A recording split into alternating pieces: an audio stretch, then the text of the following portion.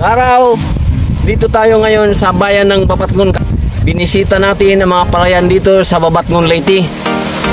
Kasi marami nagsasabi talagang luging-lugi sila sa mga kanilang palayan.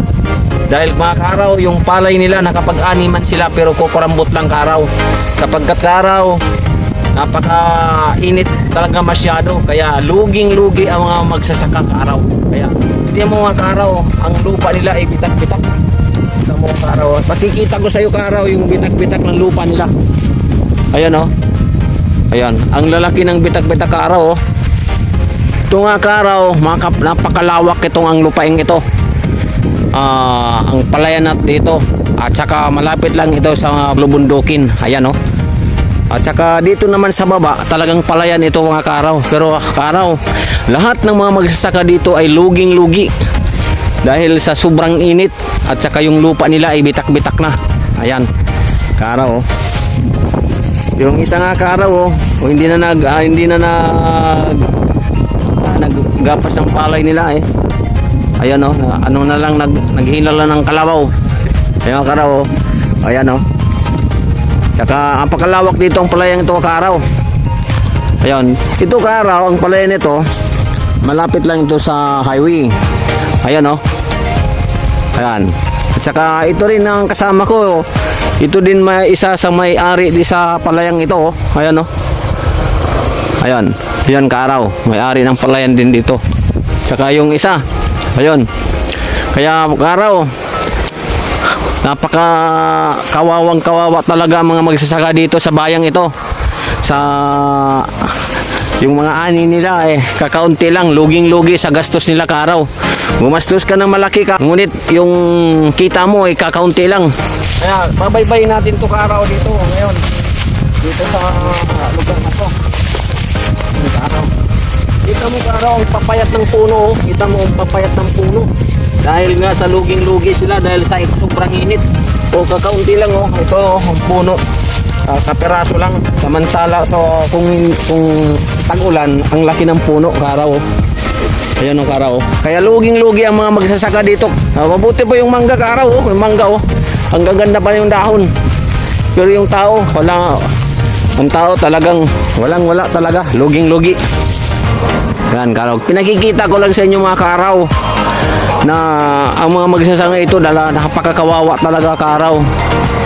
Sana sa mga kung saan man umabot itong video ito ay mag-comment kayo o mag-share niyo ito para makaabot ito sa mga kinakuukulan na sana matulungan ang mga magsasaka dito mga kaaraw. Ayan, marami namang mga magsasaka dito sa bayang ito pero lahat sila ay nagsasabi na talagang luging-lugi kaaraw. Ayaw, luging-lugi talaga ha? Sa sobrang init. Ayan oh. Kaya kaaraw, kaya raw punta tayo sa kabila. Ayan kaaraw. Kung natatandaan nyo na mayroon ako noon vlog na para sa mga magsasaka na tinulungan din namin na makapagtanim. Hindi talaga tumubo yung tanim kaaraw sa sobrang init. Kawawa talaga yung mga magsasaka. Talagang luging-lugi. Ayun ang araw oh. Kaya itong bahay na to iniwanan na lang ito ng magsasaka dahil wala na talaga oh. Yeah, kaaraw oh. Bahay ito na magsasaka, iniwanan na nila dahil luging-lugi sila kaaraw. Yan.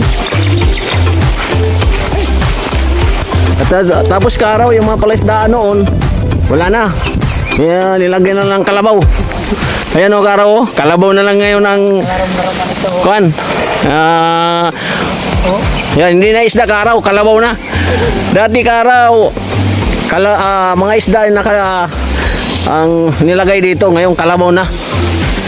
Ayun. So kaaraw, ito isa din dito sa may-ari dito. Kaaraw, kung natatandaan nyo kung nakita nyo yung vlog namin noon na magsasaka, tinulungan namin na makapagtanim sila. Pero kaaraw, talagang naawa talaga ako kaaraw. Walang-wala talaga kasi kinain ng init. Wala talaga, talagang negative kaaraw. Kita mo yung pitsay nila sa halip na Lahat sana ito, pitsay lahat. Ito lahat, pitsay. Pero kita mo nga kaaraw, kahit paggulay, hindi mo magugulay. Dahil kita mo, ang pangit kaaraw. Kinain ng mga uod at saka yung isang plat.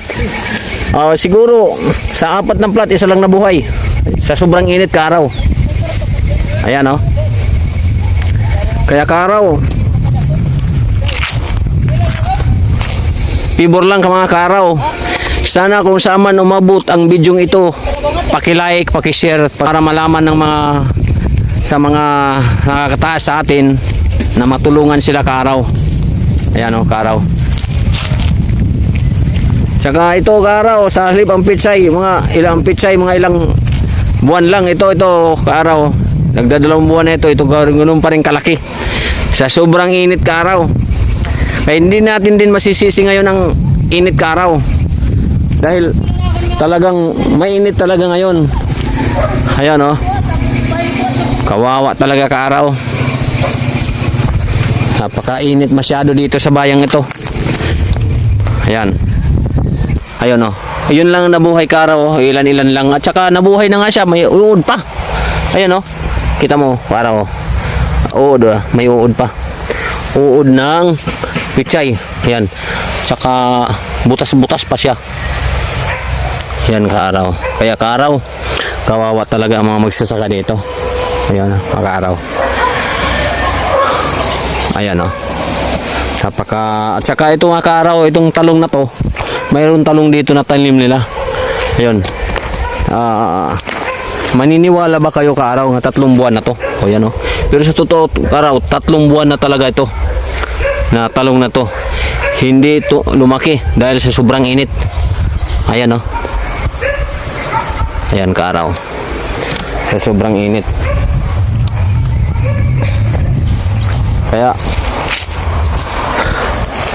Kaya kaaraw, napakakawawa talaga ang mga magsasaka dito. Excited sila nga magkaroon ng kita pero wala talaga, hindi sila kumita. Dahil kaaraw talagang hindi lumaki sila dahil sa sobrang init. Ayan o. Yung damo lang ang lumaki. Yung tanim, wala talaga. Ayan.